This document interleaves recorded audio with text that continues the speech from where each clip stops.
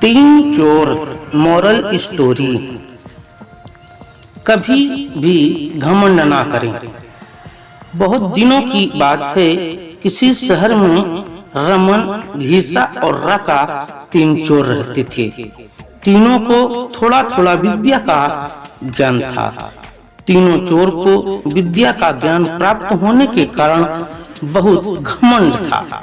विद्या द्वारा तीनों चोर शहर में बड़े बड़े लोहे की तिजोरियों को तोड़ देते थे और बैंकों को लूट लिया करते थे। इस तरह तीनों चोरों ने शहर के लोगों को परेशान कर रखा था। एक बार तीनों चोरों ने एक बड़े बैंक में डकैती करके सारा माल उड़ा दिया। तब पुलिस को खबर हुई तो तीनों चोरों को पकड़ने की तलाश करने लगी, मगर तीनों चोर पास ही के एक घने जंगल में भाग गए। तीनों चोरों ने देखा कि जंगल में बहुत सी हड्डियां बिखरी पड़ी हैं। रमन ने अनुमान लगाकर कहा, ये तो किसी शेर की हड्डियां हैं। मैं चाहूं तो सभी हड्डियों को अपनी विद्या के ज्ञान के द्वारा जोड़ सकता हूं।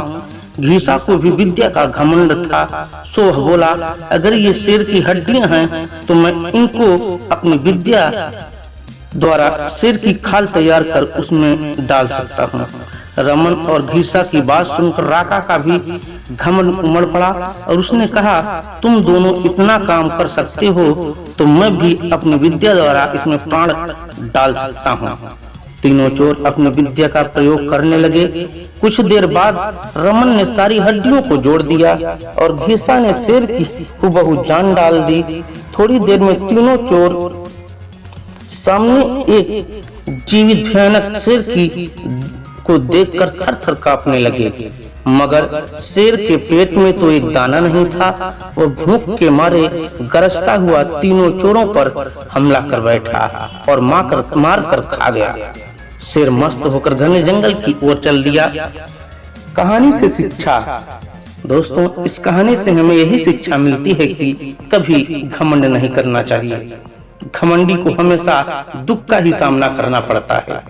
यदि तीनों चोर अपनी विद्या का दुरुपयोग न करते, घमंड न करते, तो उन्हें अपने जान से हाथ न धोना पड़ता। हमें अपनी विद्या का प्रयोग सोच समझकर करना चाहिए। तो यह कहानी कैसी लगी दोस्तों, कृपया कमेंट में अपनी राय जरूर दें। कहानी सुनने के लिए आप सबका बहुत बहुत धन्यवाद, शुक्रिया।